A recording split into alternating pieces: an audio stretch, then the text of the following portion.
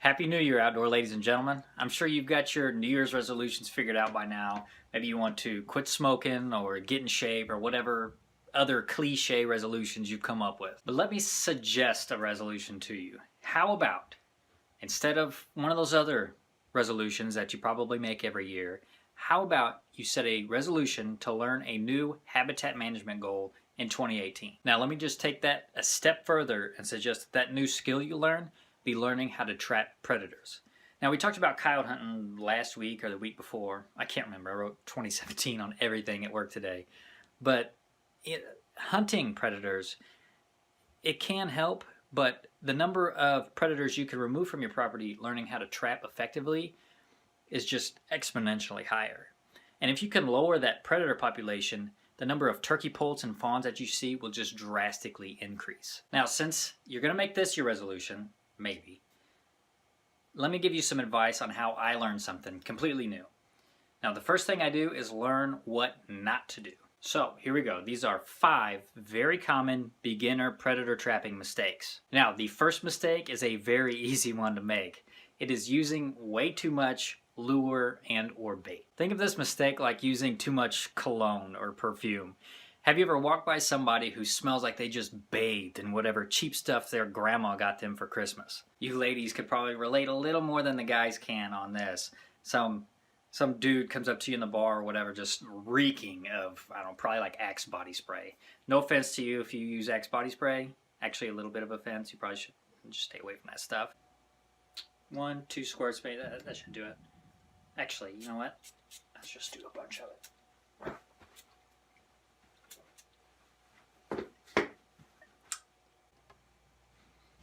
Hey, girl.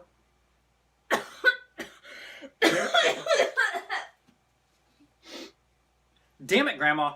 Okay, I immediately regret spraying all that stuff. Like, I should probably not stand very close to an open flame, and my eyes are freaking burning. Now, using a lot of scent does not mean you have a better chance at success, whether that's catching predators in your trap line or going out with the boys trying to pick up a chick, like just happened back there when my wife ran away from me.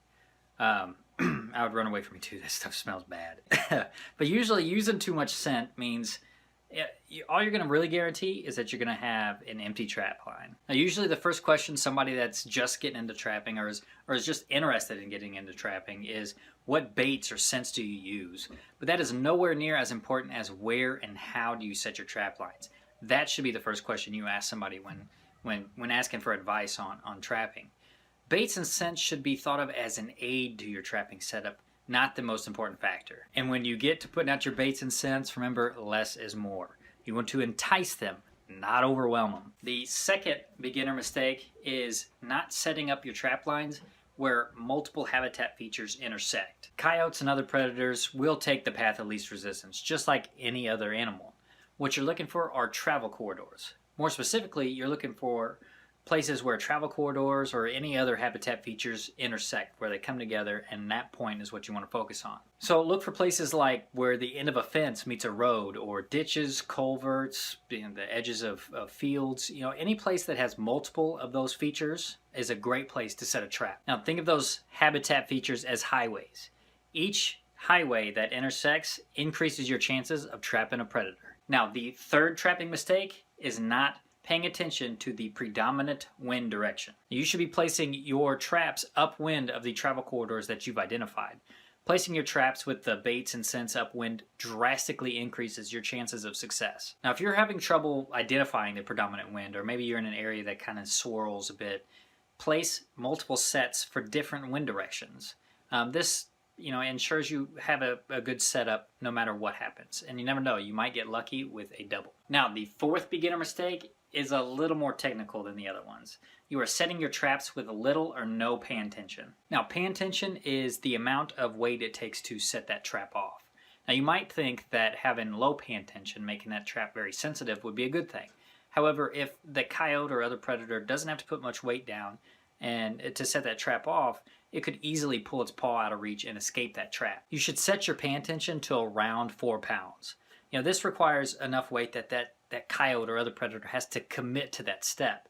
And with as much weight on that paw, you can't easily, react quick enough to pull that paw away and escape. Now, the last beginner predator trapping mistake is you're not bedding that trap correctly. Now, a properly bedded trap means that it is fully in the hole that you've dug, it's mostly level, and it is supported all the way around on the bottom.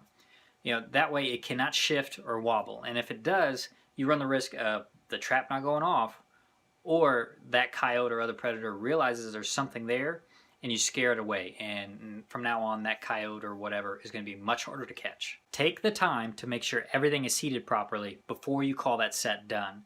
A few extra minutes double checking your work is a lot better than rushing through it, having a sloppy set, and risk not only having that set not produce, but educating the predator that you're after. So those are the top 5 beginner predator trapping mistakes. Avoid those and you should be well on your way to lowering the predator population on your property and saving a few fawns and turkey poults on the way. If you have any more advice for someone looking to get into predator trapping, leave those down in the comments below. And also let me know what your outdoor related resolutions are. Smash that like button if you like this video and subscribe for more content. And as always, stay informed.